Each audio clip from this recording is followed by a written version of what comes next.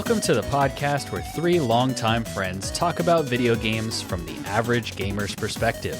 My name is Andrew Kimball. I'm Dylan Wren. And I'm Aubrey Summer. And we are your friendly neighborhood gamers.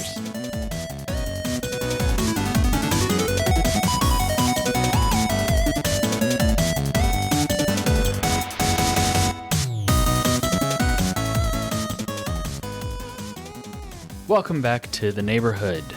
My name is Andrew. I am here with my co-hosts Dylan and Aubrey, and we are fresh off of the Keeleys, the TGAs, the Game Awards as they're known. It was the 10th anniversary of the show. Literally just wrapped up. We are recording this just probably like 10 minutes after finding out who won Game of the Year. So these will be our fresh takes, fresh thoughts. We thought we would do a bit of a recap of the show for you all. If you are unfamiliar with the Game Awards, you can find it on YouTube. It's easy to find. You can go check it out. You can go read articles on like all of the announcements and all of the games that were given awards. This is going to be probably just a bit more of our opinions on things that happened, some of the highlights, maybe our thoughts on a few of the awards, our thoughts on some of our favorite announcements, but we're not going to go in depth on everything and like what the show is and all of that, because I think we've not only covered that on our previous episodes where we've talked about the Game Awards, but also it's pretty easy to find on your own. So if you're listening to this show for our thoughts specifically about the Game Awards, that's what we want to give you here. So I figure we could start with the awards themselves for what they were, and then talk about some of our favorite announcements. Yeah, I was going to say, kind of in the second half. Just blow through the awards real quick, all and then get to like the main part, which is the trailers.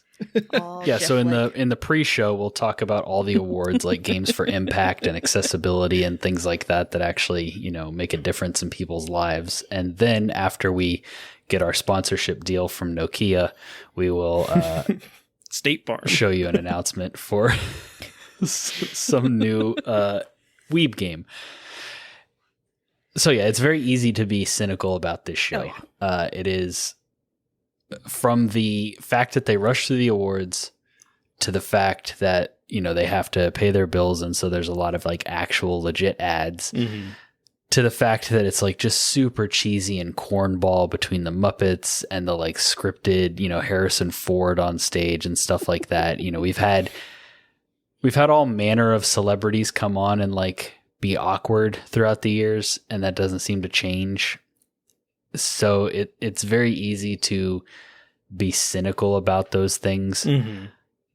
But on the flip side, it is kind of fun to look back at the year, see all the games that came out, see the work that the developers did, give out the awards, kind of come together as a community. And so, yeah, this year definitely had its moments. I mean, we were joking about it in our Discord, but just giving Snoop Dogg as much time as he had to perform like his entire new song that had nothing to do with gaming, had nothing to do with video games, had nothing to do with anything outside of the fact that Jeff Keighley wanted star power.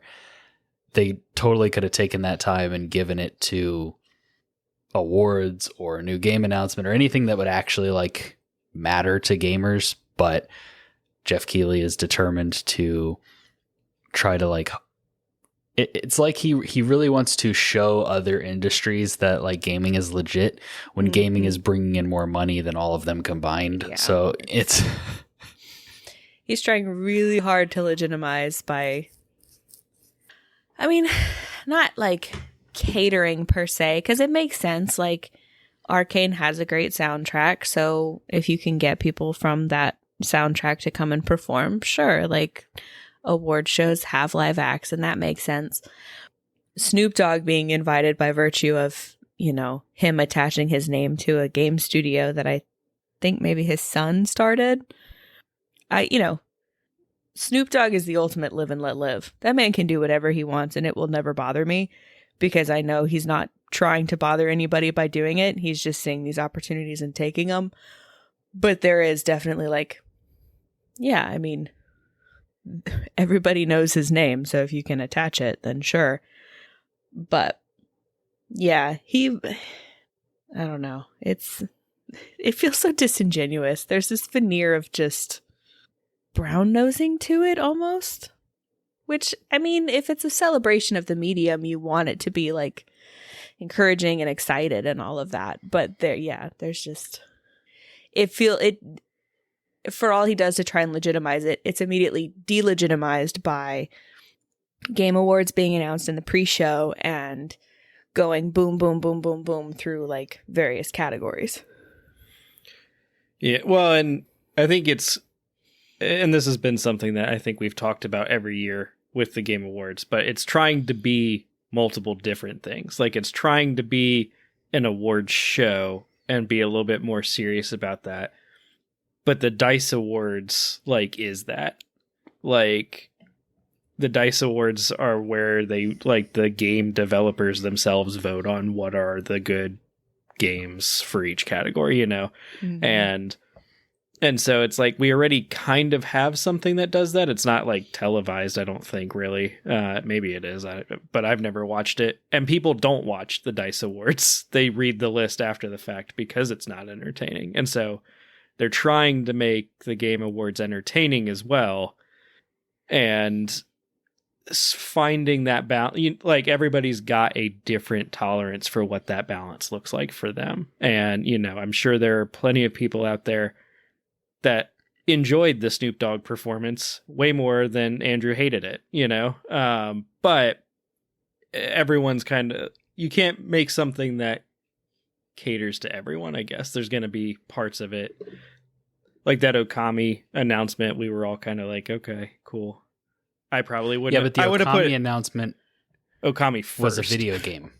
Well, and there's a part of me, too, that wonders if they got Snoop Dogg for cheap because he got to talk about his game studio, you know? Well, I mean, to be fair, like, he's in Fortnite, he's in Call of Duty, like, he's definitely, he streams, like, he's in gaming, so, like, he definitely, it'd be like if they brought Jack Black up there, you know, like, he's or T-Pain. Kind of... Maybe they'll get T-Pain next year.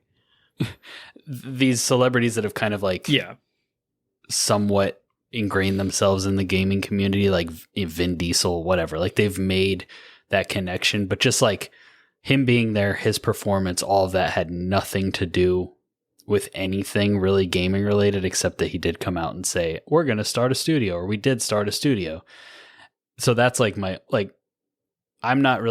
agree that I think the show has to be entertaining, which is where the like trailers and announcements and things come in. It's the kind of pandering to celebrity that always feels the most cringy and always feels the most like unnecessary to me. I guess my argument is if it had been an artist we enjoyed more, I don't think we'd have this same complaint, I guess was my only point. Like, you're not a Snoop Dogg fan. Let's, you know, I think if Motionless in White was out there performing or something, it's like, oh, okay. Or, you know, Bring Me the Horizon. I still think it would feel off-putting. I feel like it would still, it just would still feel not natural. It's just like 21 Pilots there, where it's like they're there performing to this audience that isn't there for them, and they're doing like just the whole thing. It's kind of like watching like a band that, you know, I do like perform for Jimmy Kimmel or something. Like just anytime they're in these like studio like performance things. But aside from just that aspect, I just feel like it feels more forced in this show. Yeah. Than because when the orchestra plays, or when you do have like 21 Pilots doing their thing that's tied in with Arcane, or when they had the actual band that did the Arcane theme song, what's their name? Imagine Dragons.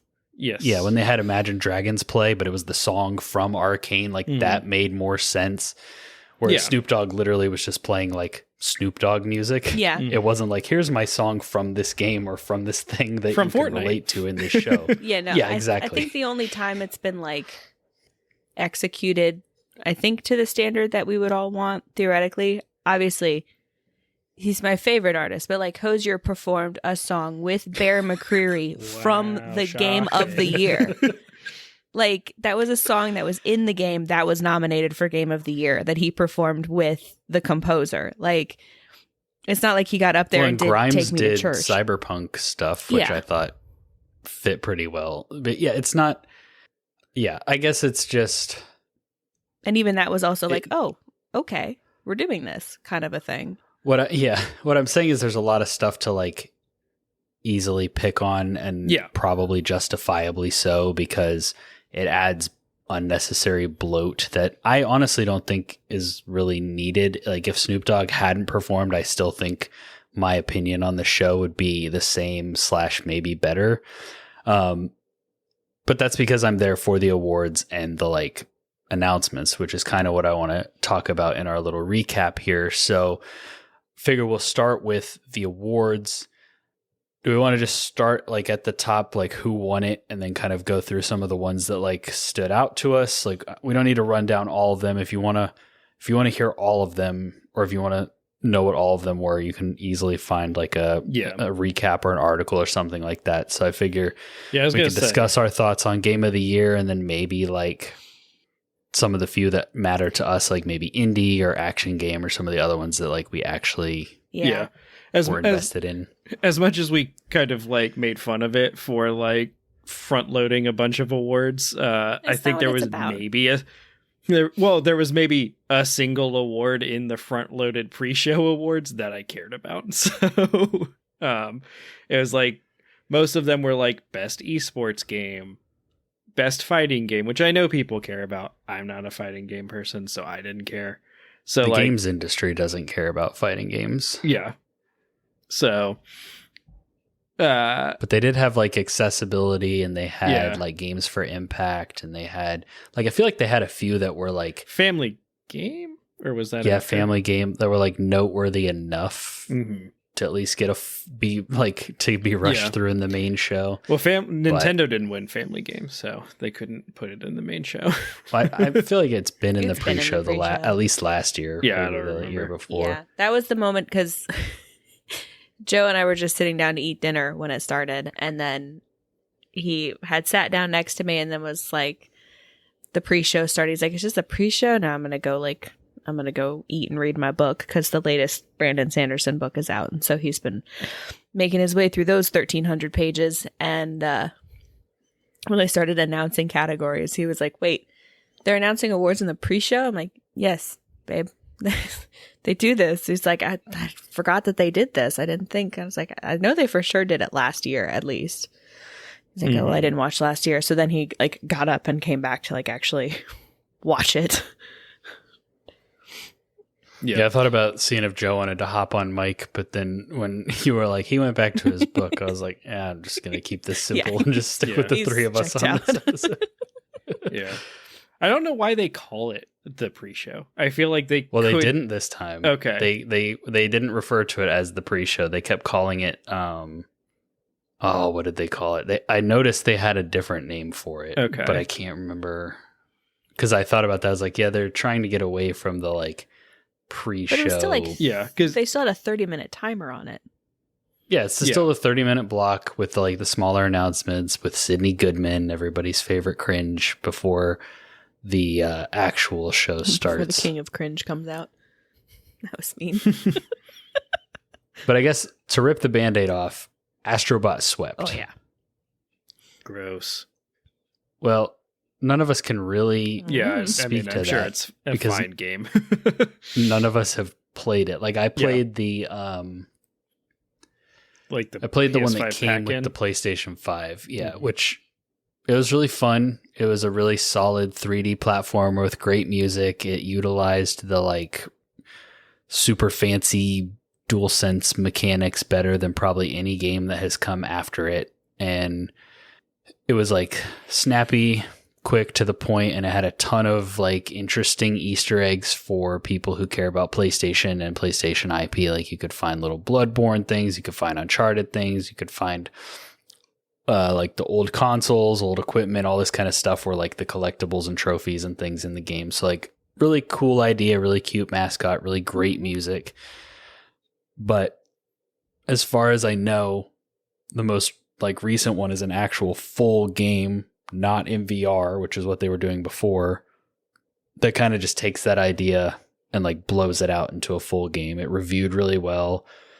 Critics liked it. A lot of the players liked it. So I was mostly just shocked to see it win Game of the Year as a kind of console exclusive and like just, 3D platformer, like kind of like kids game, simple game. Like when you think, you kind of put those type of games in like their own tier or category, like mentally you kind of like categorize them as like, here's the real like adult games for real gamers. And then here's our platformers over here.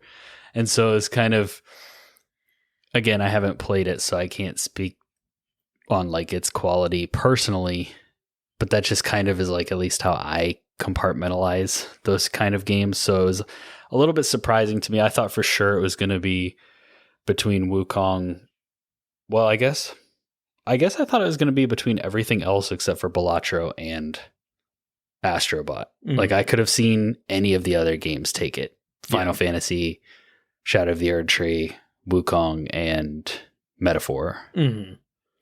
And Metaphor had been doing winning well, a bunch of the categories it was in too. So I was a little surprised when it was Astro Bot. Like I said, I'm sure Astro Bot is a good game. Like I am not a huge like 3D platformer guy anyway, and I have zero attachment or nostalgia for PlayStation. So all of the little nods to PlayStation stuff that fanboys give it an extra 2 points on the score for, like, wouldn't do anything for me. So I was surprised when like these other games that seemed like they were also well received in the industry didn't win.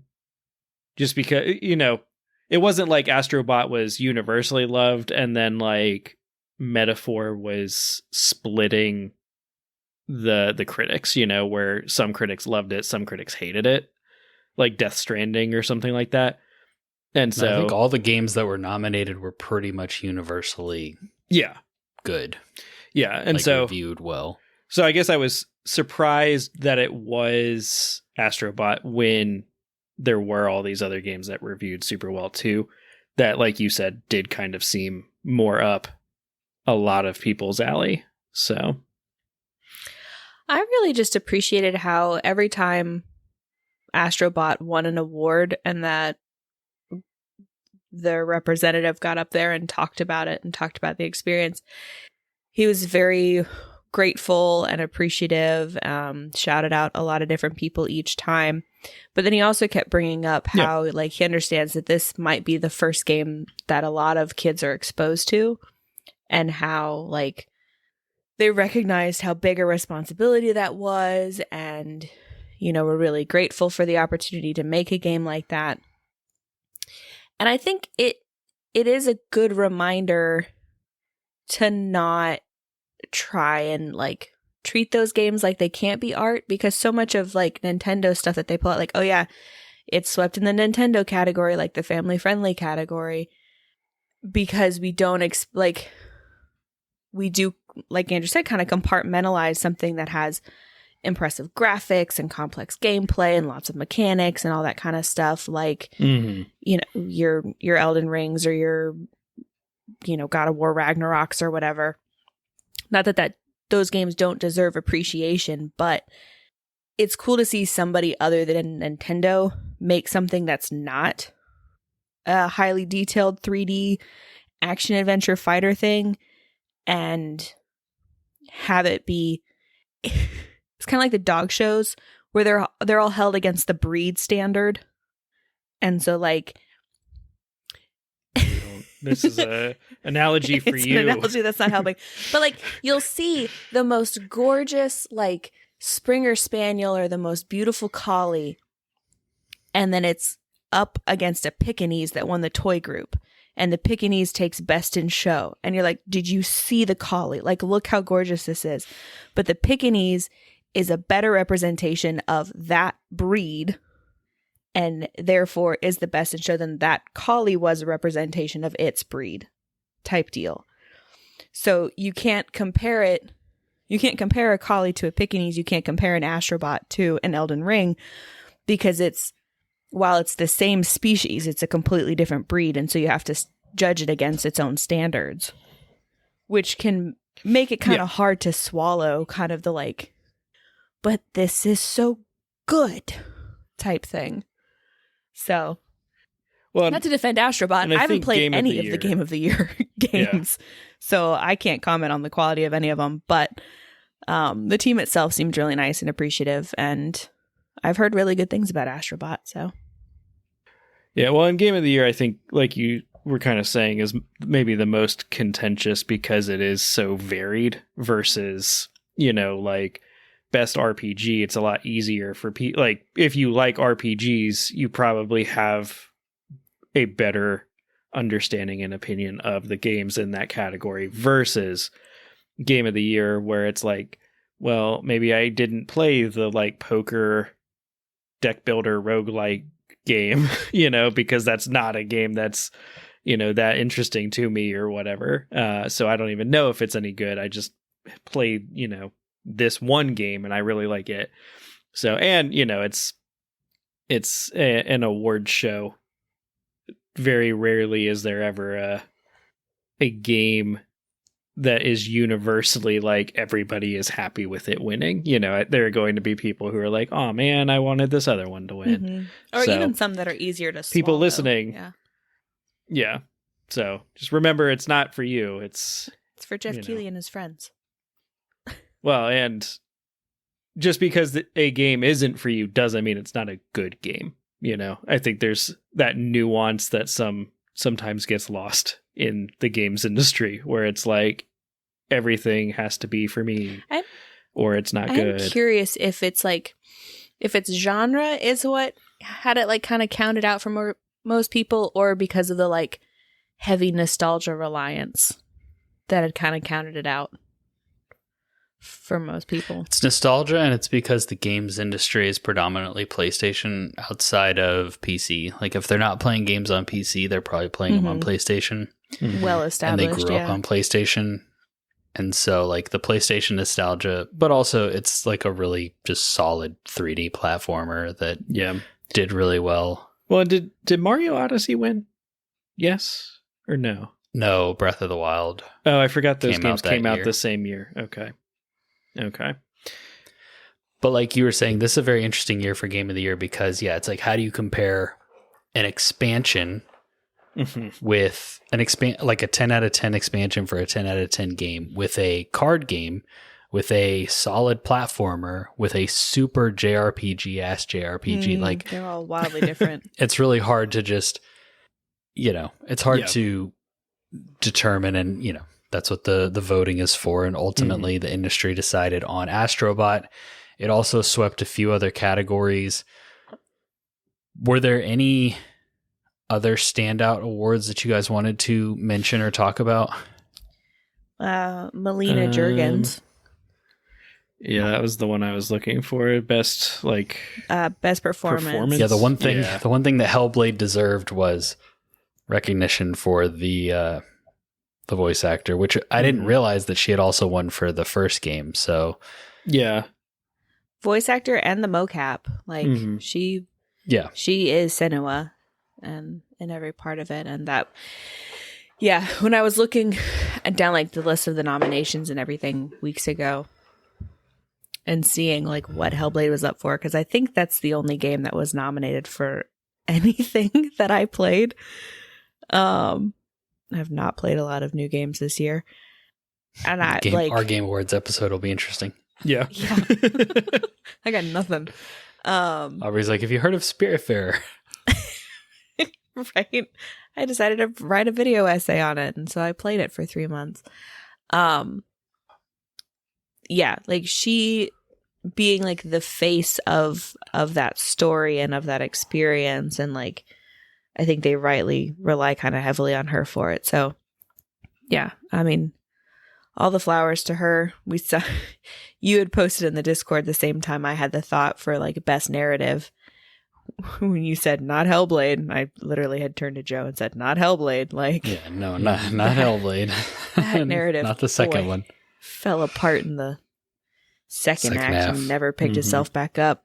No, the Harrison Ford coming out was my first like no way kind of moment. Like there's always like one where you're like, oh yeah, I mean Jeff does have that audacity. Like he'll ask. I think he's totally okay with being told no. But it was absurd because every interview I've ever seen of Harrison Ford ever, he never seems like he wants to be where he is. And so the thought of them being like, you want to come to the video game awards? It's like, did he just have the night off? Like how'd they get him out there? Like how did they get Pawpaw off the ranch and out to LA to come present an award where he mispronounces? I was literally, when like they were doing the announcement, I was like, well, if it's Melina Juergens, he's going to pronounce it wrong. And then he called her Melinda. So like, yep. I don't know how they got Papa out there, but there's they always sure did drag him up at there. least one celebrity like, why are we doing this? Yeah. At least it was old man Harrison Ford and not someone like Vin Diesel or The Rock, like previous years that have also Or Michelle been absolute Rodriguez. have been absolute garbage as well as like a celebrity guest. We did have Aaron Paul later, which was arguably worse than Harrison Ford. Well, that was But written the game though. he announced, there was Well, Harrison Ford's was written too because he stood there and was like angrily pointing at the teleprompt, like, go to the next screen so I know what to say. It's like, I'm not improving up here. Yeah. I'm not that kind of performer. Yeah. Yeah.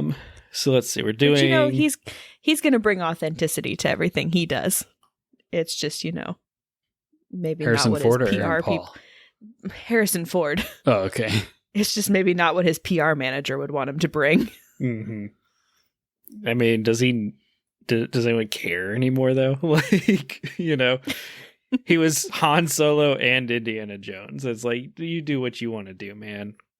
I guess he doesn't need to do anything else. He's good. Yeah, Got it covered. Let's see. For me, some awards that I thought was interesting. I was surprised that Frostpunk 2 won Best Sim Strategy Game. That was a little shocking based on some of the other games it was up against, especially Unicorn Overlord, which I'm biased towards. But yeah, I did see Kimitsugami was in that category, and I was like, oh, it'd be cool if they got it. But yeah, well, and I guess I just feel like I haven't heard anything about Frostpunk. Whereas I heard other stuff about the other games, but maybe the people voting on like the best strategy game were like way more in touch with it. So I don't know. Yeah, I was gonna say it might just be in your circles. The only person I've heard talk about Frostpunk 2 is my brother-in-law, but he said it was like really good but really hard. Yeah. I was surprised that Helldivers 2 got best ongoing game, just because they had a lot of controversy like 2 months after they launched, which I guess, to be fair, really wasn't the studio's fault. It was Sony's fault, but I still felt like that maybe would have like, well, yeah, they had the whole thing with the PlayStation accounts, and then following that up, they like went in and nerfed people's favorite like weapons and stuff. So yeah, the last I had heard about Helldivers was not positive, but so I was kind of surprised to see that as well. But I wonder, though, how much of the best ongoing game is games industry specific, because like it's all games industry voted except for the like community one. So yeah, well, I was gonna say they were just voting on that first couple of months where they were like all playing it. Yeah, I was gonna say I don't know how many of them that were voting still routinely play Helldivers 2, or if they were just remembering like, oh, that was a good game, you know? Exactly.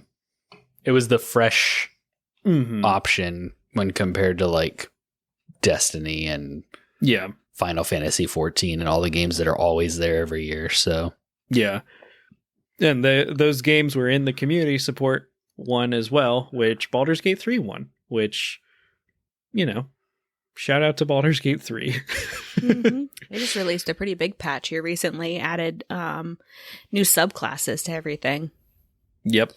Like right around Thanksgiving, or maybe they announced it and it's coming out. They announced it. Yeah, they announced it. It's coming Speaking of next year. Baldur's Gate 3, did you guys find the whole tone of the Game Awards to be like, oh, they're kind of aware and they're like making light of all the stuff that was kind of like egregiously bad about last year and all the things that like people have called out for this year? Or did you find it kind of to be in bad taste? Like, for example, a lot of jokes from the Baldur's Gate guy who like delivered Game of the Year being, making fun of the wrap it up, I still have credit time left over from last year kind of stuff. And then all of the Muppet jokes were all about like, oh, he even nominated a DLC for Game of the Year. And like all the things are kind of like tension points for people about the show were like kind of made into jokes this year. Did you find that as like a good way to kind of tackle that? Or did you think that that was kind of like in poor taste? I thought it was fine. Yeah.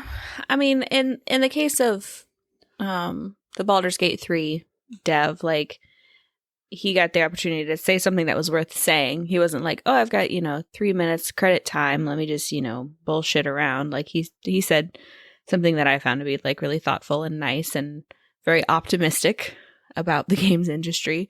So. But last year when they were rushing him off stage, they were crying about like their teammates that had passed away or whatever.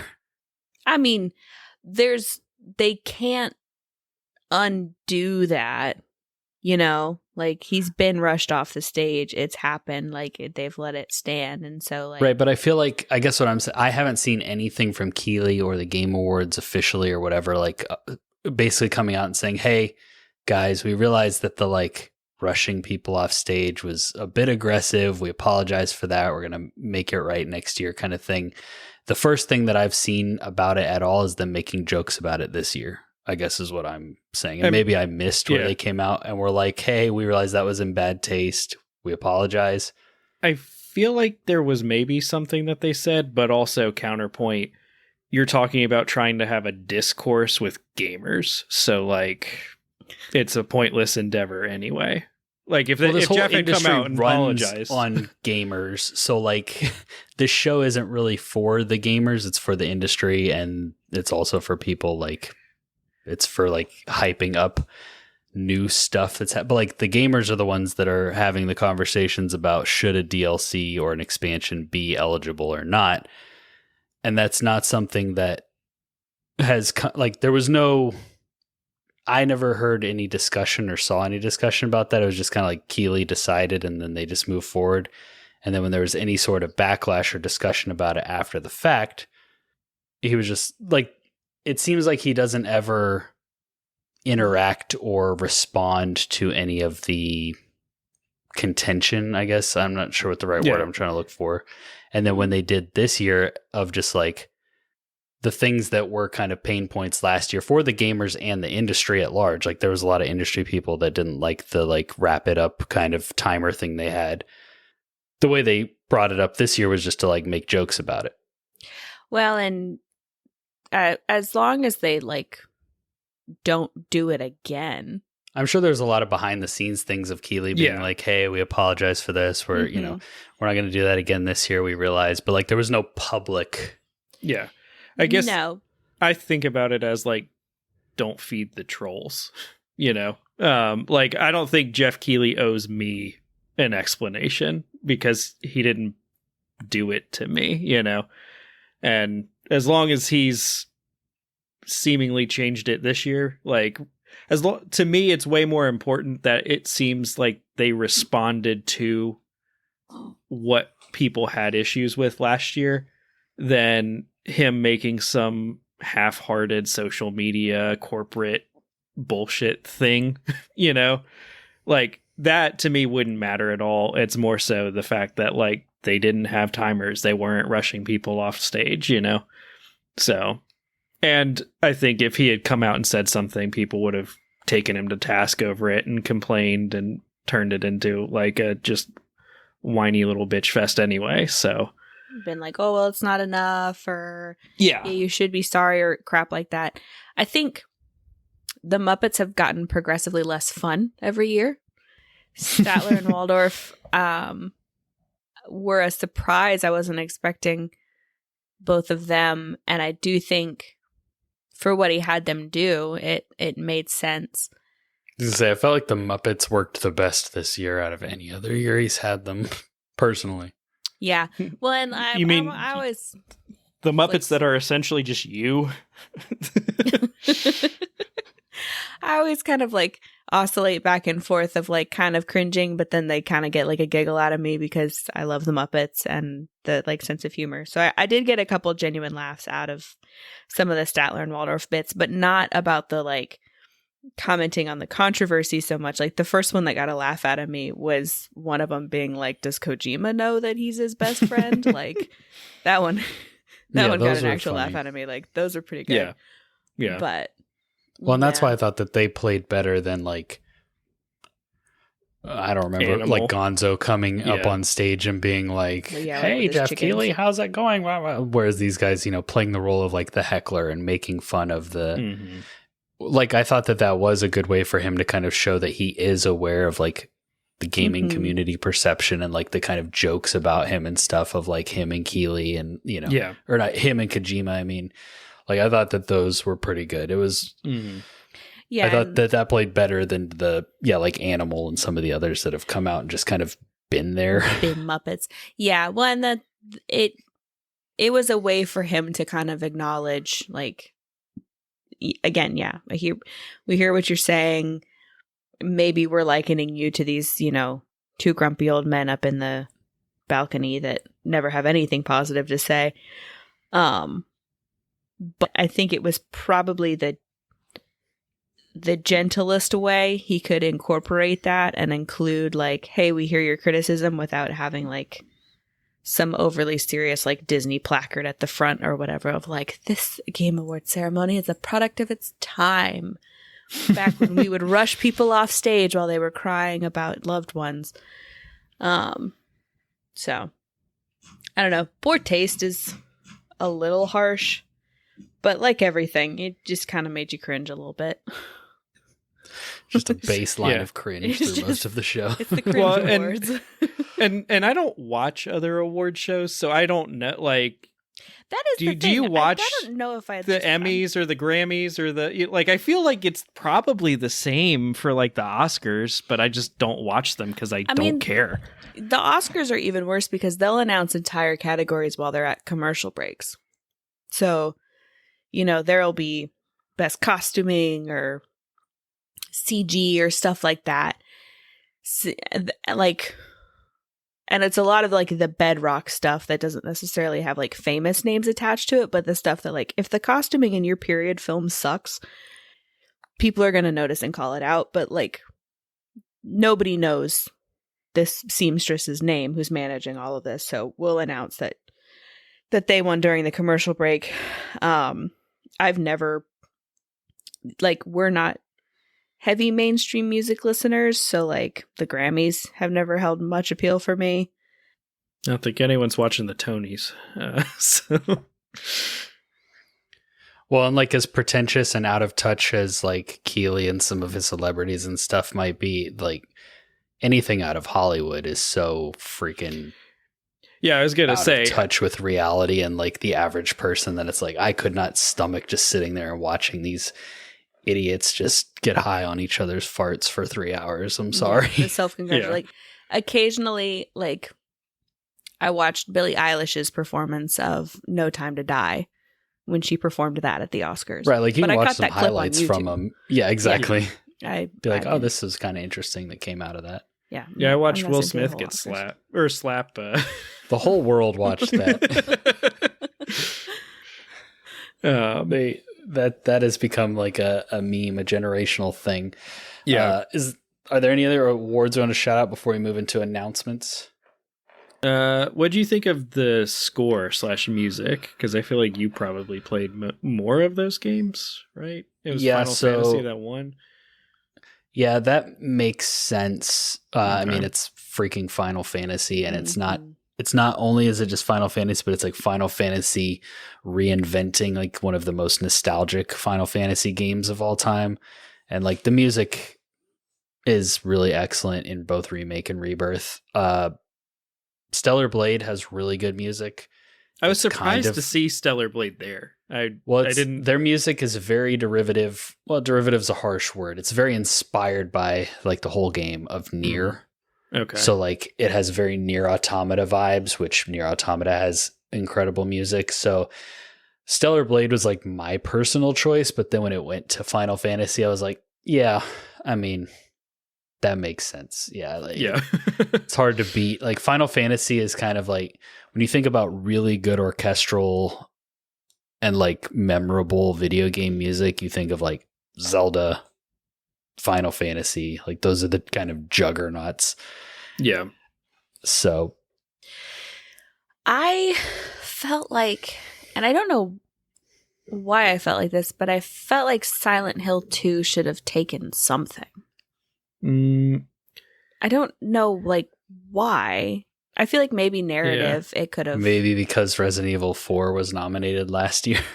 Yeah, I was going to say I was fine with it not, but yeah, well, and it's not like that game hasn't gotten its flowers over the years. Like people are aware of and appreciate that franchise, and it doesn't need, a Game Award Best Narrative or whatever for it, but it is something that like has such heavy iconography attached to it and like was such a moment that for it to be like nominated in all these different categories and just be like, and we're gone. Like, well, from what I heard, it was like a really solid remake, but I don't think that I ever heard anybody talking about like it doing anything new. Like the Final Fantasy VII remake trilogy is like basically a new game remixing that story.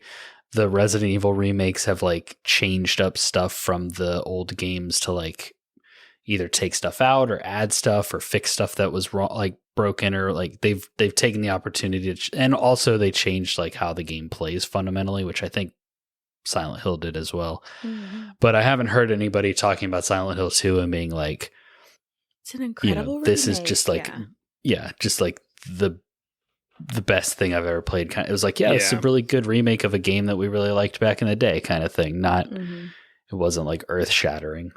I think it was just because I was aware of Silent Hill 2 that I was like, I mean, should win something, right? Best monster design. Pyramid Head. Yeah, I was going to say, I wouldn't have been upset with it getting Best thirst something. Trap monster. Right. It was more so like, I think the categories it was nominated in, I was like, I'd rather see something that didn't come out like 20 years ago. And just get remade. That's win this versus. Completely fair. Yeah. Mm-hmm. Be like The Last of Us remastered winning. So. No, because like Silent Hill, the remake was actually a remake. Yeah. Whereas Last of Us is like, this is just the same game with remake attached to the end of it. I don't know why, but for a brief second during the announcement for, I don't know why, I think a lot of things, for The Last of Us Part 2 remastered, I don't know why for a brief minute watching the gameplay, I was like, did they like a Left 4 Dead, but in the Last of Us universe? For some reason, my brain read a couple of clips of that as like, it's like a multiplayer like swarm mode. That's crazy. And then like it kept going. It was like, no, it's just the game. Like, yeah, when they first showed it, I thought it was idea. A spin-off thing as well for some. But then it was just like, nope, it's just Last of Us 2 coming to PC. And I was like, all right then. Yeah. I'm just saying, Naughty Dog, if you wanted to. I probably wouldn't play that either, but the idea is there. I was going to say they've canned at least a couple of multiplayer spin-offs, right?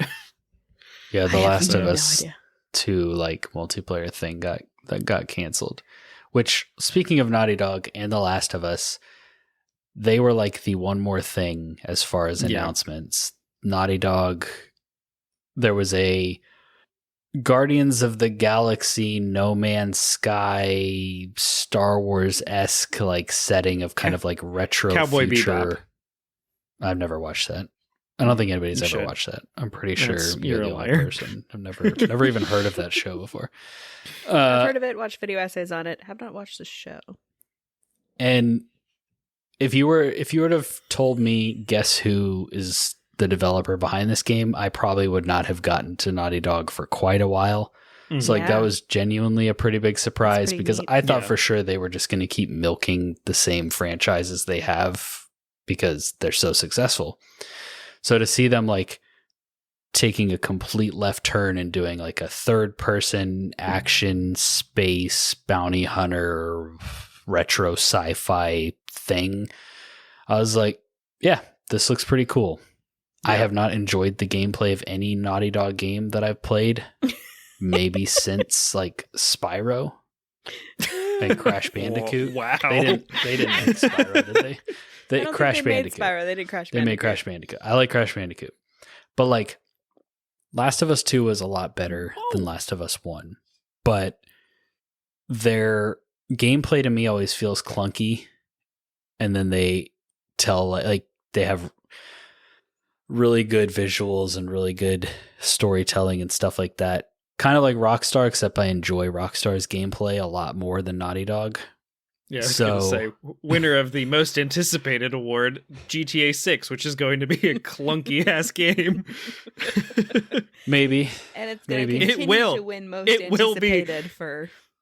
Yeah, it will be clunky. They can't get around that part of it. It'll just be good enough that we overlook it collectively. I mean, GTA 5 was less clunky than Red Dead. But Red Dead was Red Dead 2. Red Dead 2 Yeah, I was going to say, Red Dead 2 came out after GTA 6 or 5. Yeah, but they were intentionally going for like, they wanted you to be able to select cigarettes to smoke from your menu kind of stuff of like, they wanted it to be like a cowboy sim, whereas GTA was like, here's a weapons wheel. Yeah. I hopefully they kind of refined some of their gameplay, but we'll see. Yeah. But this Naughty Dog game being like the kind of big one more thing end of the show thing, like it looked cool. I have no idea when we'll actually see like gameplay or when we get to play it. But they said they've been working on it since 2020, so I wouldn't be shocked if it's like a 2026 game. It could even be 2025, like end of 2025. I could see us getting gameplay over the summer and like, you know, the E3 time frame and then being like, and it's coming out this fall, and then it gets delayed into 2026. Like I could very much see that being the path that this game takes. Yeah, well, and everything they showed was in engine, but that doesn't mean anything. The gameplay we saw was like that one little slice at the end where like she jumped off a rock and like slashed into that robot thing or whatever. The thing. Yeah. Yeah. I think that will be your boots on the ground gameplay that you're doing. She's looking for the guy from, I only know Camille him from Immortals. He's also in, what's that game dev show on Apple? Isn't he? Oh, yeah. I know what you're talking about. I can't remember the name. Mythic Quest. Mythic Quest. Yeah, I don't remember what Quest. I was gonna say, I don't remember what the guy from the trailer looked like. So, was it the main guy from Mythic Quest? It's Camille. Rob McElhenney? No. Camille Najahani. I recognize the name. The Eternals. Oh, yeah. Silicon Valley. I that's what I'm thinking of. I'm thinking of Silicon Valley, not. I know who you're Mythic talking Quest. about. Yeah. Mm-hmm. Yeah.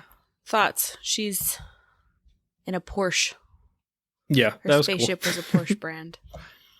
Yeah, and like all the monitors and stuff in her ship were very like Sony. Well, it was just very like It was like Retro Alien future, a little sci-fi. bit. Like Yeah. well, like her her ship looked like fancy, but then like her navigation stuff was just like a basic keyboard keypad, and then like her TV monitors were very much like the TVs we had growing up. CRT like I can't. kinda. Yeah, CRT. That's what I'm thinking of. Yeah. That was the term I was looking for. It was like so. It's like that. That's what I mean by like retro future of like which for is now apparently the 90s. So yeah. She had CDs. Oh my gosh. yeah, she put a CD in her CD player. So yeah, so that whole thing looked pretty cool. I'm excited to see more of that. Yeah, I Definitely. would. That was maybe the first PlayStation 5 game that I've looked at and been like, that might be a reason to buy a PlayStation 5. So, Oh, not Demon Souls. no, because Dark Souls is better and Bloodborne is not. better. Bloodborne's better. Dark So- Souls is not better than the Demon Souls remake. Yeah, Maybe better okay. than the original Demon Souls. But I was not like the Dark remake. Souls as a series. Oh, Like, got you. I thought you meant the Yeah. first one. Yeah, no, Dark Souls 3 is probably better than Demon Souls remake. Yeah. So, but yeah, I've looked at looking at that. I was like, if this comes out and is good, and like, especially if you can like fly around in that ship, that Porsche ship, I was like, I could see myself getting super into this game. So, So now we can either kind of shout out some of our favorite other announcements, or I can talk about the only one that really matters. well, I guess let's shout out some others before you Okay. talk about the only one that matters. Aubrey, let's talk about Dispatch, because that game looked cool. It did. It looked really fun. Love Laura Bailey. So, The female Troy Baker, except she seems How like she's dare you. actually a nice I person. was gonna Yeah. say, whoa. I just mean like being is in everywhere. everything. Yeah. Mhm. Yes, yeah. Love Laura Bailey. Big fan of Critical Role, specifically Campaign 2. That looked like if you took My Hero Academia and like Invincible, and you kind of like took those style of universes, but then you just put yourself in like the most boring job. Yeah, the In those art universes. style is like super fun looking. It's like a nice like 2D It is- animated look. And then the gameplay It's like a also Telltale looks kind of game. Yeah. intriguing. Yeah, like it looks like, but then there's like dialogue options, but then also like you're assigning heroes to places, and so it seems like Mhm. like the loop has a decent bit of variety in terms of like there's what you're doing on the job, and then there's like the actual like narrative part of the game. The concept reminds me of this idea that was kicked around in like peak after the first Avengers movie came out of like, God, could you imagine working for an insurance company that has to like handle superhero claims? Like, Yeah, it was That- kind of like the first Spider-Man where like, the Vulture was working for like a cleanup construction crew after the exactly. It's like, okay, so what are the like real world implications of something like this? But it's also because it's about like deploying superheroes, it's also kind of more of, I don't know, like a 911, like basically superhero team management type game. So Mhm. yeah, that one is going on the wish list and will be picked up. I think it will be very fun to play on my PC. Mouse and keyboard will work well for that. And then very optimistic about whatever story is attached to that. Well, because it had that it was coming from The Wolf Among Us and the new Tales Mhm. from the Borderlands, which The Wolf Among Us was definitely a lot better received, I think, than the new Tales from the Borderlands. But new Tales from the Borderlands was still, like, I think, held up as good. Are you talking about the first one or the one that just came out like last year? The one that just came out. I don't think people liked that one very much. I think it got like 8s. Like, Oh, I mean, did it wasn't. Yeah, it wasn't held up to like the 9s and 10s. I think that the old one got, but I don't think people like. It might be like 7s and 8s or something like that. But like, I don't think it was bad. But I don't know how. So I could see It's sitting at a 69 critically and a 3.6 user. it. Nice.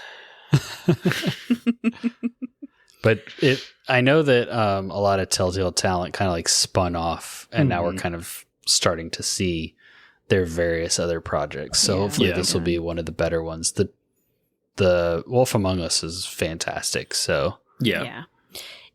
In the pre-show, there was like a tree planting reforestation like merge game. I'll probably pick that up and see because I enjoy Merge Mansion as a concept, and they talked about how they are actually like planting trees with the money they make from this game. So that's pretty cool. I can add that to my mobile game rotation.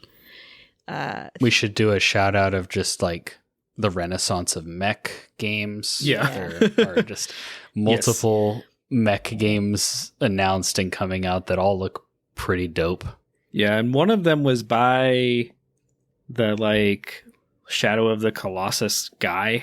That I'm not convinced that's a mech game. He climbed a giant mech and then flew off on its head. I don't know that like you get to play as the mech. We have no idea Way what too you early actually to do in tell that game. on that game. But Yeah. But there was a mechs. giant mech. Yeah, I'm going to so- say it's a mech game. That can be part of my bet next year or whatever Yeah, that I game feel comes like out. his thing is climbing on giant things. Yes. Yeah, he likes to climb on giant He's a- monsters and giant cats. Yeah, he's a big fan of like perspective. So it would be quite the shakeup for you to be controlling the big thing rather than just climbing on the big thing. Yeah, that was one of like the kind of, I think, one of Keeley's big announcements. Yeah, for he the show cried when he was being- talking Yeah. about that one. That one. He also cried about the Okami sequel that was announced, which, if you like Okami, great. We all three somehow missed that boat, which I'm not shocked Andrew and I missed that boat. I am shocked Aubrey somehow missed that boat because it's about a wolf that's like painting and it looks very cozy. And so I'm shocked that you somehow, and it was GameCube and we were all GameCube kids. So I was surprised that there was nothing there from you. The first console I like owned was my PlayStation 4 that I bought after I graduated college. So like not counting handheld consoles, like especially in the GameCube era, very beholden to Andrew's gaming schedule and what he felt like doing. Now, could I have definitely had like picked it up and like played it, especially like on the Wii once he moved on to the Xbox? For sure. But like, I definitely looked, twice, thrice, 4 times at Okami. I just never pulled the trigger on it. Yeah. Yeah, I was kind of surprised that like Caleb and his family, they didn't play it, never got exposed to it through them. The only exposure I had to that character was in Marvel vs. Capcom. Yep. Yep. That was one of the fighters. Mm-hmm. Mm-hmm. But yeah, that was like the second to last kind of announcement, which was... Yeah. Yep. Again, huge Okami sequel. Thick as Thieves looked really fun until it was like a competitive multiplayer, and then I immediately tuned out. Yep. The Pac-Man platformer. I was Yeah, that What looked pretty was cool. that? What I was that in the called? That kitchen, was- a Shadow Labyrinth. Yeah. I was- Is that tied to the like anthology Yeah, short I think thing it's called. that's I think been- it's tied to Secret Layer Yeah. or Secret Level. Secret Level. Yeah. Yeah. That makes sense. Tales of the Shire would have been interesting if it didn't have the art style of literally every other cozy sim. If it actually looked more like Peter Jackson's take on The Lord of the Rings. I The really like Switch how it could makes not me run that. feel like I'm living in the books.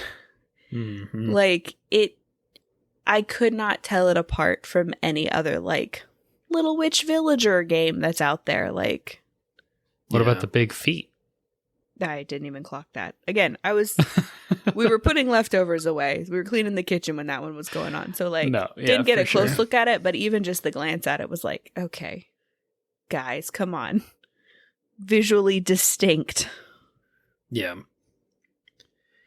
The Sifu devs are making a soccer game, which if you like soccer, if you like sports games, I think this one has the potential to be like super awesome, because just in Sifu, the kind of approach they took to their combat system and how intricate and specific the controls are to like actually master that game, I can see them taking that concept and putting it into like a sport game, like soccer. Mm-hmm. And it also was giving me like Tetris Effect vibes, where like the background was all kind of ethereal, and they'd make a goal and it would like send up like a light show or whatever behind the goal. And so like it definitely seems really cool. It's not one that I will probably ever play because I don't care about soccer, Mhm. but Yeah. having played some Sifu and like seeing how specific and intricate the control scheme is for that combat system, like especially if this game is multiplayer and like you're playing against other people that like you each have those kind of specific control over your characters to do crazy things on the field. Yeah, I think that'll be a pretty cool game for people who are into soccer. Yeah. Mm-hmm. Yeah. Yeah. I think the last one I want to shout out before we get on like what obviously I know you're very excited to talk about, and I'm actually quite excited, is Split Fiction. Mm-hmm. Joseph Ferris's new game. Oh yeah. Yeah. It Takes Two, but with a new setting and new protagonists. Mm-hmm. I mean, what could be better than alternating between sci-fi and fantasy? Like, that's such a fun, clever idea, like, to, like, blend and incorporate genres, and that, like, that is a cake and eat it too kind of moment. I just love that Joseph Ferris, you can tell he loves what he does. Yeah. Unashamedly is like super passionate about it, and that I think that comes through in his games. Like I don't think It Takes Two is perfect. I think that the writing is pretty corny. The Book of Love is like really grating. The story was pretty predictable, but like the gameplay and just kind of the setting and the things, the experimentation and just like fresh ideas that were in that game to keep it fun and interesting throughout the whole experience. Like that side of the game is extremely well done. So yeah, I'm definitely looking forward to this one.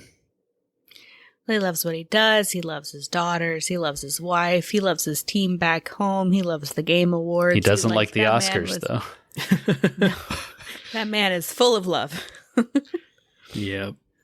So yeah, that's one I'll probably be picking up on release and either roping you or my husband into playing with me. Maybe I'll get Delaney to do it. Yeah, I was gonna say you could try to convince. Start laying the groundwork now. Yeah, you can't tell her you want her to play it with you. You have to make her think it's her idea. But don't worry, she won't listen to this. Well, I will shout out first Berserker Kazan. I don't know. Yeah. I don't know what game he's originally from, but that did look like a cool that game always looks pretty cool. The couple of times that we've seen it before this. I have not played any Onimusha games, but the trailer for the new Onimusha did look kind of cool. And it's you're Capcom. Like, ugh, Sekiro, and then the Capcom logo popped up, and you're like, oh, this looks kind of cool. Because Capcom will make it good. And FromSoft couldn't.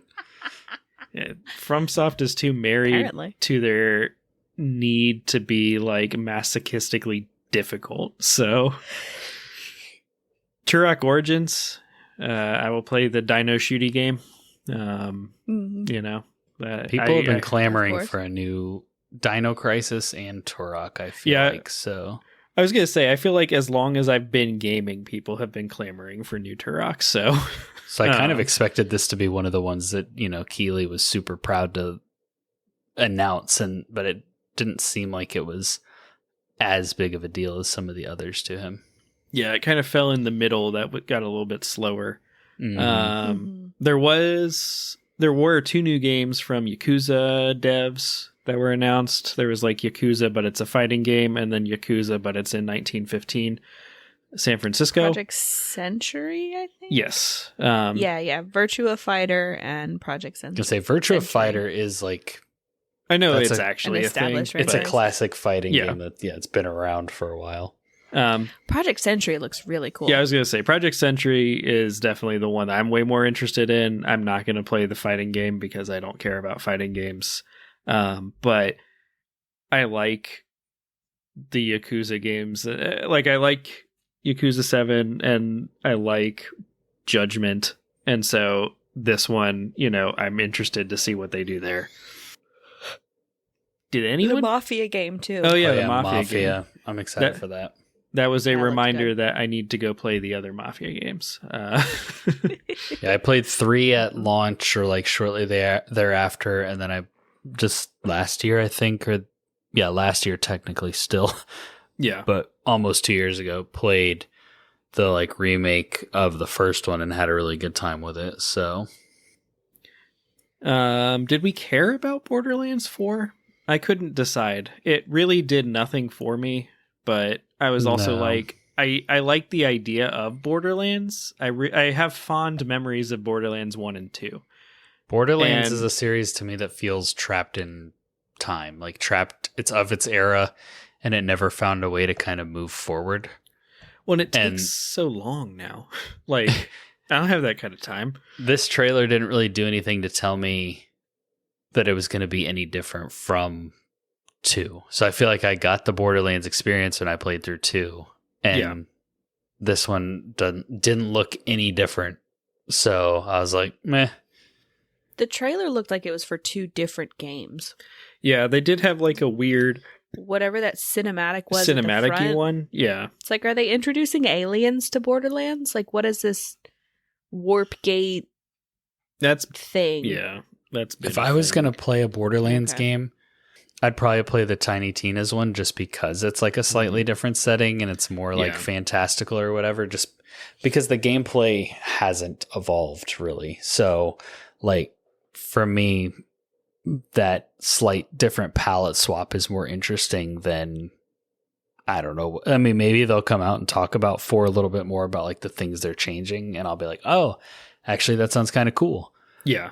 But I feel like 2 kind of was the peak, and they haven't been able to recapture that. Yeah. No. Yeah. Sonic Kart. Yeah. They have that. Those games. Yeah. I'm not saying I'm like excited for it, but it's a thing. I do, like I said in our chat, I do think it has a higher likelihood of being good than most Sonic games that come out. So the most recent like Sonic Generations plus Shadow thing that came out this year, like that will be the next Sonic game I play probably whenever it's on Game Pass or super cheap. I'll shout out Obsidian claim that they're going to release 2 games next year, and that's not going to happen. They are going to release Avowed. I do not think they're going to get Outer Worlds 2 out next year. I think Outer Worlds 2 will get pushed into 2026. That's an interesting prediction. I think I might counter that one because they announced the Outer Worlds 2 like 3 years ago. So did they? I would have to look into it. Yeah, but they've pushed Avowed twice, so I was like, there's no way they're getting Outer Worlds 2 out there. But maybe it is like a shorter thing since they didn't have to build this one from the ground up. They were just kind of iterating off Outer Worlds 1 or something. Yeah. And now let's wildly speculate on what the hell Elden Ring Night Rain is, because it looked... Couldn't even imagine. At first, like there was like this purple wall that was coming in, right? And so I was like, are they making like a battle royale game? Because it looked kind of like the storm coming in Fortnite. And then there were like all these random bosses, some of which I think were from Dark Souls 3. And yeah, they had at least that I recognized. And so I was like, what is this game? And it looked like seamless 3-player co-op. And so what is this game? What is Elden Ring Night Rain? Also, why did Miyazaki, like they said they were done and now apparently another thing is coming out. So, well, what he specifically said is we are not making a sequel to Elden Ring. However, we may make other things in the Elden Ring universe or other things based off Elden Ring. So he was saying like we're like our next game will not be Elden Ring 2, but he was specifically at this point now hinting at we are doing some weird experimental spin-off stuff based on Elden Ring. Because I couldn't tell if this is like my like fever dream battle royale in like FromSoft sort of thing, or if it's like a built-in sort of randomizer to Elden Ring that also is pulling stuff from like Dark Souls 3 since it was probably semi-built on that engine, or if it's just like seamless co-op in a new place. Like I have no idea what that game is. The way I took it, my speculation is that it is a co-op boss rush game that is either launched through Elden Ring or is going to be sold as its own thing. Because the fact that they called it like Elden Ring this and they were like Jeff Keighley kind of said something about it being like, you know, a new game set in the Elden Ring universe.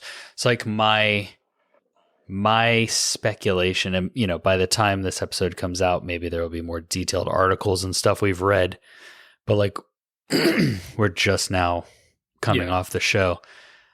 But I kind of took it like initially I thought maybe it was a PvP thing, but like there's no way they can make a game, a standalone game that is focused on PvP with how janky the PvP is in FromSoft games. Like there's no way they could justify that. So like a co-op boss rush thing, especially if they're like pulling, like maybe you're going through like portals and different timelines, and that's how you interact with like the Nameless King and stuff. And they've tweaked those bosses, and then they let you, you know, you bring in friends or strangers. I don't know. It was very vague. It was like, here's a lot of flashy. It was all gameplay. The trailer was like all gameplay, but it was still like, I don't know what we're doing. Yeah. Yeah. So I was not expecting something from Software at the Game Awards, let alone some Elden Ring thing. So I'm excited for it. I'm going to play it. Yeah, for sure. I thought we might get something from Software just because like we got Armored Core announced at the Game Awards. So I thought we might get whatever their next, like, because I feel like after Erdtree, whatever their next mainline game will be some sort of Sekiro Armored Core style thing that's not a Dark Souls-ish game. And then they'll go back to their, like, whatever their next Dark Souls-ish game is, like, kind of on that rotation. So I thought we might get like a fantasy. Yeah, like I thought we might get like a cinematic announcement trailer for whatever their next game is, but instead we got this, which is interesting. I'm intrigued. I'm curious to see I'm just curious to see what it is. I'm sure we'll get, like, I'm sure that some of the gaming sites and channels will have like deeper dives and more information on some of these announcements over the weekend. But yeah, I'm excited for the I'm excited for the game, but I'm more excited for the possibility that From Software is looking at what other games like Lords of the Fallen do, and potentially thinking about incorporating those types of things into their future games, like a randomizer or like a boss rush mode, or like seamless co-op, or, you know, some of those kind of things. So because that's what the game, like what Night Rain looked like to me, was more of it almost looked like a mod, honestly, for Elden Ring than, like it, and, you know, I'm sure it'll be a big professionally done, you know, thing that they put together themselves, but it looked like what could be maybe for future games, like an add-on type of mode, which I think would be kind of cool to see them sort of iterate more with that. So yeah, well, FromSoft is an iterative studio, so like whatever ideas they're playing with in this thing will likely be carried forward to you know, their next games. Like if this has more seamless co-op, if it has more like Monster Hunter-esque multiplayer of like taking down a big boss kind of stuff, like those kind of ideas I could definitely see being pulled forward. And I love to see that they are still iterating, and they're not just doing like copy paste Dark Souls over and over and over, like getting new ideas, new mechanics, new concepts, things like that is very exciting, especially since they're kind of at the peak of their popularity right now. So it'd be easy for them to rest on their laurels, which, you know, IP wise, you could kind of say they are, because they're doing a lot of Elden Ring, probably more so than they've done for a lot of their other games, but it's also kind of like one of their biggest games that they've ever made. So, but yeah, I'm very, very curious to see what that ends up being.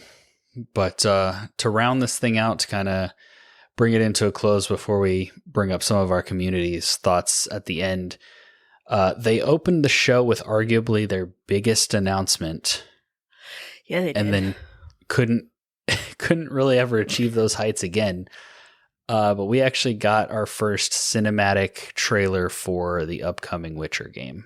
Yeah. Which, as soon as it started, the tone, the like style of graphics, the like character designs, everything, I was like, this is CD Projekt. This is is Witcher. Like I immediately was like, this is the new Witcher. And at first I thought maybe the girl that they were dragging around in like the cinematic was going to be our protagonist. Like she was going to be given to the Witchers, although she was a little bit old. Basically, what I thought this game was going to be before we ever knew anything about it, my speculation was we were going to go back in time and we're going to play as some like other Witcher when the Witcher schools were like kind of at their height, before they all kind of like, when you're playing as Geralt, there's only a few Witchers left. The other thought that I had was that Ciri and Geralt were going to start their own school, and you were going to play as like a new Witcher under Geralt and Ciri, and either it would be a character that CDPR creates for you, or like maybe you even get to design your own character, kind of like, or maybe a mix of both, like Cyberpunk, where you play as V, but you get to customize them. You would love that. I was adamantly against the fact or the idea that you would play as Ciri. Mm-hmm. Mostly because Ciri can travel to other dimensions. She can teleport around the map. She can like she basically is a god or a superhero by the end of The Witcher 3. Okay, well, because that was going to be my question. I was like, because I don't know the Witcher lore like you do. At the end of The Witcher 3, did she not like give up her powers or lose her powers or something? I feel like I was remembering like somehow in like wrapping up the Elder Blood thing, she somehow lost some of that, but also I've only played it once, unlike you. Yeah, so that would be like, I do think they'll come up with some way to obviously make it to where she's more normal. Like in this trailer, we see her eyes like flash, but they don't flash yellow like a Witcher, but they do kind of like, she does get kind of like veiny or whatever, like almost like a mutation. But unless she goes through the trial of the grasses between The Witcher 3 and this game, like she never got the mutations, so she doesn't actually have the Witcher's abilities. So whatever she was doing in this trailer is either her own powers, or she decided to go through the process, which Geralt would never let her do that. So maybe at the end of The Witcher 3, because I don't know that it's ever like that it's explicitly stated that the process, obviously CDPR is going with the ending that Ciri lives and Geralt doesn't turn her into Vesemir, or not Vesemir, turn her into what's the king's name? The king of Nilfgaard. Emir. Yeah, he doesn't turn her in, and then she ends up like going on the trail with him as a Witcher. So they're going with that ending, it seems like.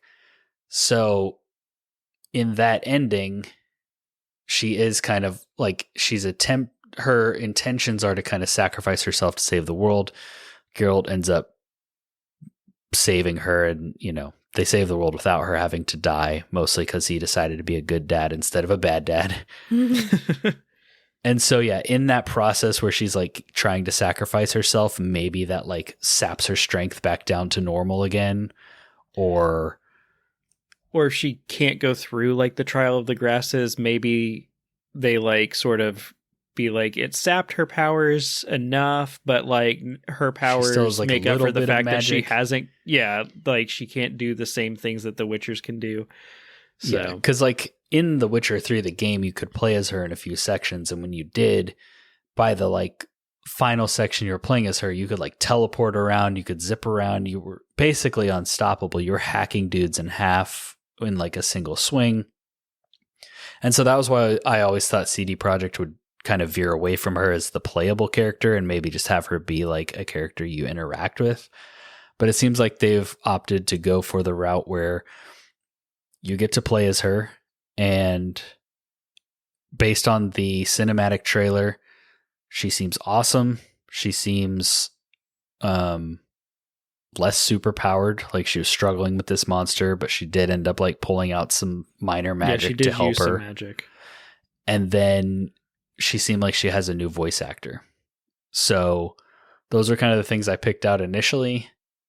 I was watching it. Both my girls are still awake. My oldest like looked up from her Switch and said something about it being kind of gross or creepy or whatever. And I was like, well, yeah, it's a grown-up game. And she's like, oh, okay. And then she looked back down.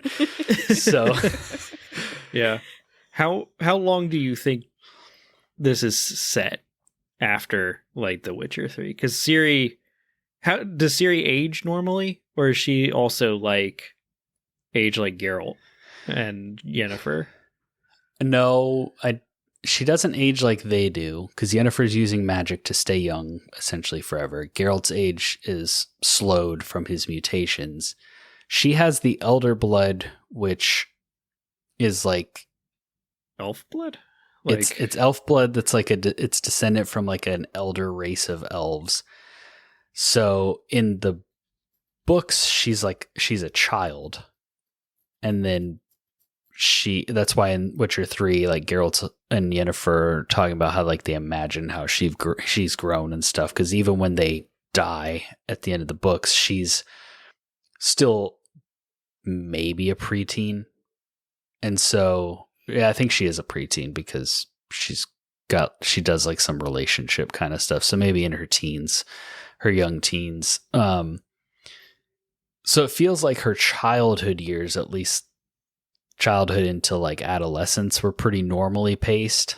Okay. Once she gets into like adulthood, I don't know if they can be like, well, yeah, once she's in this kind of gray area, yeah, she can live into like the hundreds of years and still look younger. I imagine this game's going to be like 20 years after this kind of, because I think that's kind of why they're going the different VO route, or like how they can explain that as like she's got a little older. bit deeper voice. Yeah, she's a little bit older. You can tell she seems a little bit more jaded, a little bit more grizzled in that trailer. Yeah.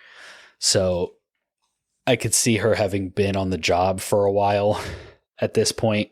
I was going to say, based on the length of her braid, 5 to 10 years, at least. True, yeah, like if she didn't ever cut her hair or anything. Yeah, so yeah, I would think at least 10 years. 10 to 20 is kind of what I'm thinking, but yeah, it could be 5 to 10. 10 might be a good sweet spot. Yeah.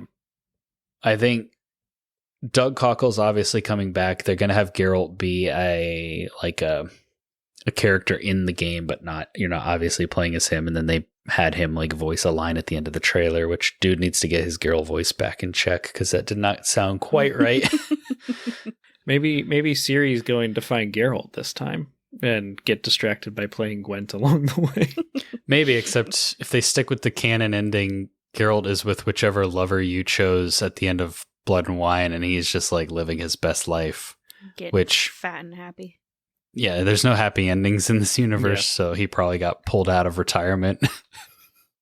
But I don't know why I thought it, but my first thought when she was like walking back through the woods with the thing's head was that she was gonna like dump it at Geralt's feet, and he was the one who like set her up to go kill that thing, because someone in the village was like, who hired you, like who paid you, kind of a thing, and she didn't say. So I thought, well, maybe Geralt sent her to do that as like part of a training, or they're saving that reveal for later. I'm sure. Yeah, it'll be at E3 or the next Game Awards. We'll finally get to see Geralt in this game. But I mean, I've said it before and I'll say it again. I'll do a lot for a woman protagonist. This will probably actually get me to play a Witcher game, being able to play as Ciri throughout the full thing. And I love a woman with rage. I love a woman who's prepared to defend other women and to kill small-minded people. So you should read / listen to the books. There's a lot of strong-willed women in the books. Ciri being one of them. Yeah, she's always been kind of like a strong-willed, rebellious soul since her younger years. Gets her in trouble quite a bit. Yep.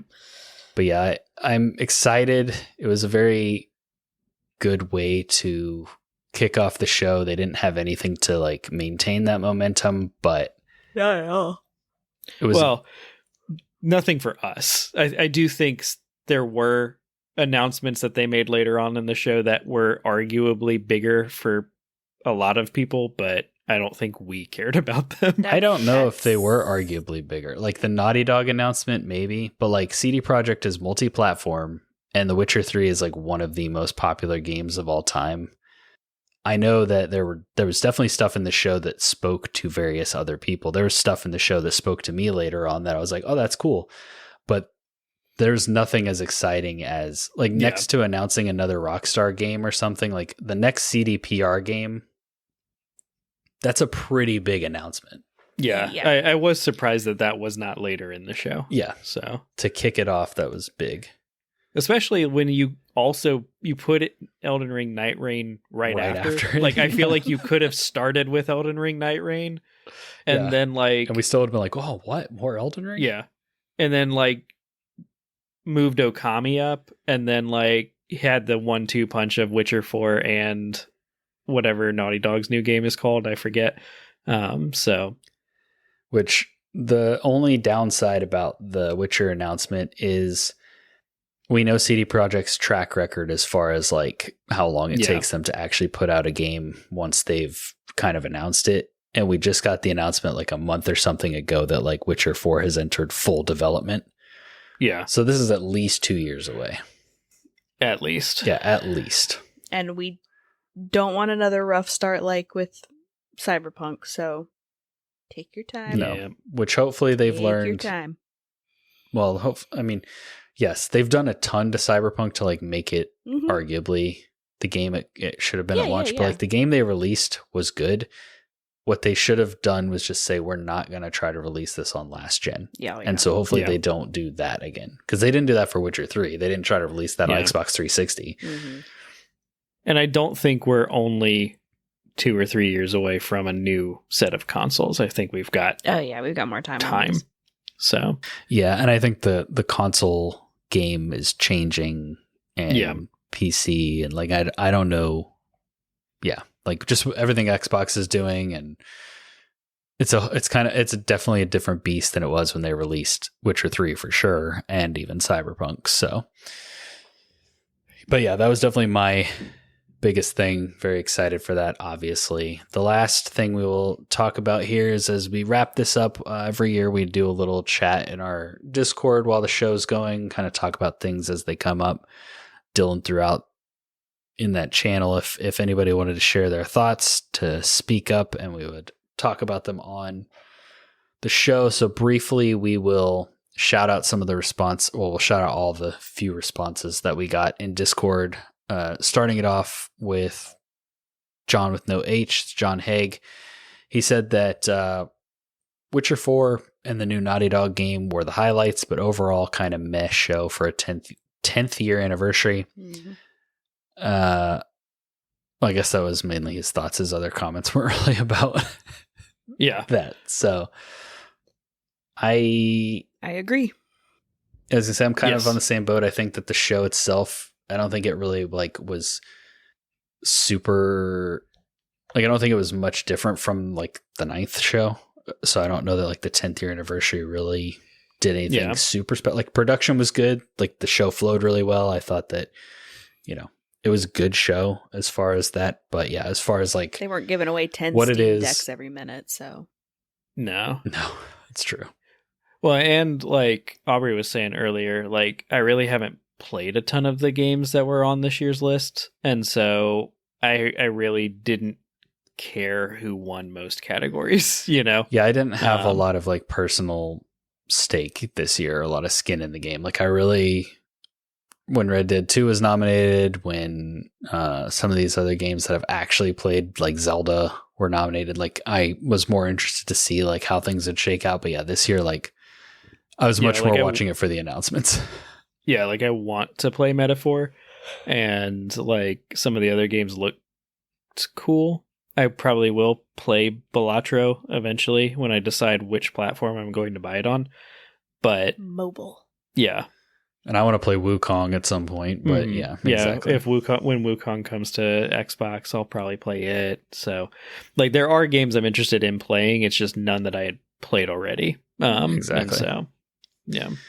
Then we got a response from Daniel S., who said split faction. He said fiction. I think he means it is fiction. No, yeah, it's the Joseph Ferris game, Hazelight game. I thought it was, Fiction makes more sense. So Split Fiction was his number one highlight. Mm-hmm.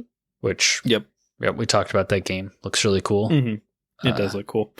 Definitely one we'll probably check out and talk about on the show whenever it least. Supposed to come out in March. So there were quite a few. There was a handful of games slated for like that March timeframe. So, and a couple for the summer. Gotta too, beat. so. Yeah, I guess I was gonna say got to beat GTA 6 out. So right, exactly. Not incredible and timing then, for me, but you know. Then the last response we got was from the real Dave Jackson, who said, Witcher 4 and a new Yoda game. Hell yeah. Mm-hmm. So, which is the Shadow Colossus. what was it called? Yeah, I don't think they put a name on it, but it was that new maybe mech game from the Shadow of Colossus and Ico guy. Mm-hmm. Yeah. So, and Dave, I quoted you straight up, so you're welcome. So that has been the Keeleys, the Game Awards for this year. Stay tuned to the podcast for our Game Awards coming up later, as well as our predictions results and predictions for next year, and as well as our Fantasy Critic stuff that we will be doing as this current year comes to a close and the new year kicks off. So, for our Fantasy Critic, I'll shout out that they did not shadow drop Hollow Knight Silk Song. So I'm feeling a little bit more confident in my victory. I was a little bit worried that Eric was going to come out of nowhere with like 40 points from a perfect 10 out of 10 Silk Song game, but I seem to he's running out of time. So yeah, but Astro Bot did win Game of the Year, which I think is the only victory that he really is going to need, because he predicted that. He said Astro Bot Game of the Year, which is crazy. So we'll talk more about that, I'm sure, on our Fantasy Critic episode and YouTube video. But with all that being said, thank you all so much for listening to this episode. We hope you really enjoyed it. We'll catch you on the next one, and stay friendly, gamers.